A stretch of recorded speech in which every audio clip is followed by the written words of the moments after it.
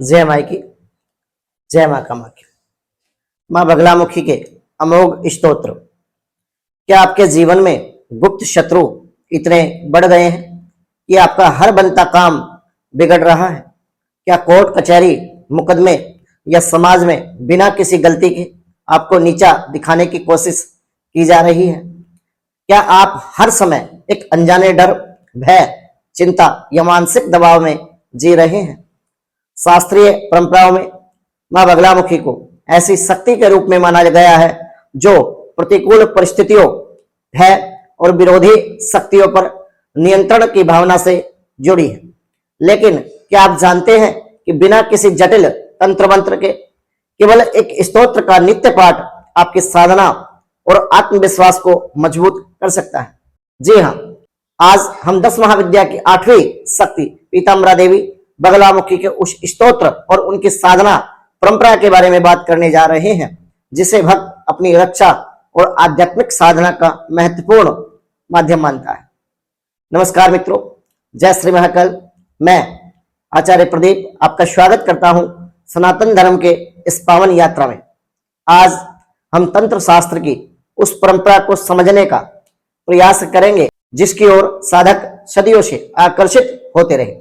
परंपरागत कथाओं के अनुसार शतयुग में जब संपूर्ण ब्रह्मांड पर एक भयंकर संकट आया और प्रचंड तूफान से सृष्टि के अस्तित्व पर संकट मंडराने लगा, तब भगवान श्री हरि विष्णु ने सोमराष्ट्र देश में हरिद्रा सरोवर अर्थात हल्दी के सरोवर के तट पर जगत की रक्षा के लिए शक्ति की आराधना की। उनकी कठोर तपस्या से प्रसन्न होकर हरिद्रा सरोवर से एक दिव्य पीत शक्ति प्रकट हुई जिन्हें मां बगलामुखी के रूप में पूजा जाता है। मान्यता है कि मां ने अपने दिव्य तेज से उस विनाशकारी तूफान को स्तंभित कर दिया। इसी कारण मां बगलामुखी को स्तंभन शक्ति से जोड़ा जाता है। प्रिय साधकों, लेकिन यहां एक गहरा आध्यात्मिक प्रश्न उठता है। स्तंभन का वास्तविक अर्थ क्या है? क्या स्तंभन केवल किसी व्यक्ति को रोकना या उस व्यक्ति को नुकसान पहुंचाना, इसका नाम स्तंभन है? तांत्रिक परंपराओं और आध्यात्मिक परंपराओं में शत्रु की परिभाषा केवल बाहरी व्यक्ति तक सीमित नहीं होनी चाहिए। मनुष्य के भीतर मौजूद काम, क्रोध, लोभ, मोह, अहंकार, ईर्ष्या, भय और अस्थिर मन भी उसके सबसे बड़े शत्रु माने जाते हैं। इसलिए मां बगलामुखी की उपासना का एक महत्वपूर्ण और आध्यात्मिक अर्थ अपने भीतर की नकारात्मकता, भय और अस्थिरता पर नियंत्रण प्राप्त करना भी है। जब साधक मां बगलामुखी के हृदय स्तोत्र श्री बगलामुखी सर्वकार्य सिद्धि स्तोत्र अथवा परंपरा में प्रचलित अन्य स्तोत्र का श्रद्धा भाव से पाठ करता है तो उसका उद्देश्य केवल बाहरी विरोध को रोकना नहीं बल्कि अपने भीतर धैर्य, आत्मविश्वास और मानसिक स्थिरता विकसित करना भी होना चाहिए। परंपरागत व्याख्याओं में बगला शब्द को वल्गा अर्थात लगाम से जोड़ा जाता है। जिस प्रकार घोड़े को नियंत्रित करने के लिए उसके मुंह में लगाम लगा दी जाती है ताकि वो सही दिशा में चले, नियंत्रण में रहे, उसी प्रकार मां की उपासना मन को, वाणी को और कठिन विपरीत परिस्थितियों पर संयम की साधना के रूप में समझा जाना चाहिए। यही बगलामुखी साधना का मूल रूप है। क्या आपने कभी अनुभव किया है कि आप बिल्कुल सही हैं लेकिन ऐन वक्त पर आपकी वाणी आपका साथ नहीं दे पाई? क्या कभी ऐसा हुआ है कि किसी झूठे आरोप विवाद के सामने आप अपने पक्ष को ठीक से प्रस्तुत नहीं कर पाए? ऐसे समय में आध्यात्मिक साधना मन को स्थिर करने, भय कम करने और अपनी बात को आत्मविश्वास के साथ रखने की हमारे जीवन में हमें प्रेरणा देती है।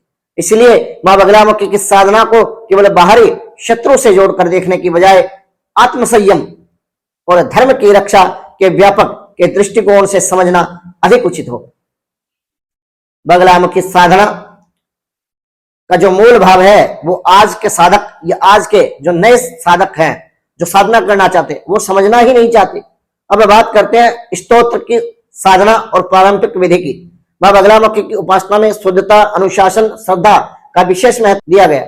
यदि कोई साधक अपने जीवन में मानसिक अशांति, विवाद, बाधाओं और प्रतिकूल परिस्थितियों से अपने जीवन में जूझ रहा है तो वह अपनी परंपरा और योग्य गुरु के मार्गदर्शन में गुरु आज्ञा प्राप्त करने के उपरांत स्तोत्र पाठ कर सकता है। बगलामुखी हृदय स्तोत्र।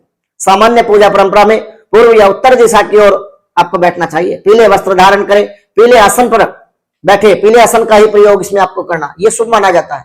मां के समक्ष देसी घी का दीप जलाए, 1 चुटकी हल्दी, दालचीनी का टुकड़ा, पीली सरसों दीपक में डालकर आप जलाएं।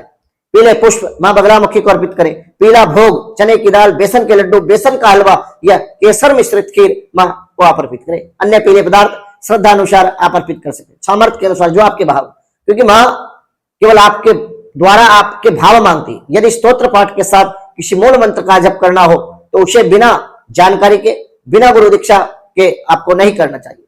योग्य गुरु और आचार्य से विधि आप ले, अधिकार ले, उचित है। विशेष रूप से तांत्रिक साधनाओं को केवल इंटरनेट या किसी सोशल मीडिया साइट से देखकर करना ये आधारहीन है, ये उचित नहीं। साधक को यह संकल्प रखना चाहिए कि उसकी साधना आत्मरक्षा, धर्म, सत्य, कल्याण के लिए है, किसी निर्दोष व्यक्ति को अनिष्ट पहुंचाने के लिए नहीं।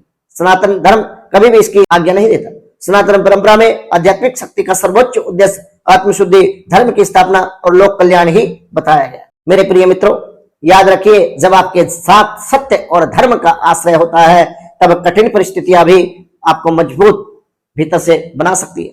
मां बगलामुखी की उपासना हमें केवल बाहरी विरोध से लड़ने की प्रेरणा हमारे जीवन में नहीं देती, बल्कि अपने भय, क्रोध, अस्थिरता, नकारात्मक विचार पर विजय पाने की प्रेरणा मां बगलामुखी साधना या बगलामुखी पूजा में देती है।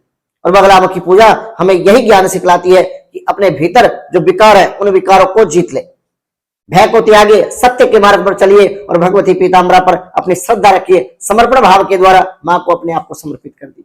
यदि आपको यह आध्यात्मिक शास्त्रीय जानकारी हृदय से प्यारी लगी, वीडियो को लाइक करें, प्रियजनों के साथ शेयर करें और सनातन संस्कृति के इस ज्ञान को जन जन तक पहुंचाने के लिए हमारे चैनल को सब्सक्राइब भी करें। कमेंट में आप प्रेम से लिखिए जय मां पीताम्बरा, जय मां बगलामुखी लिखकर अपनी उपस्थिति दर्ज कराएं।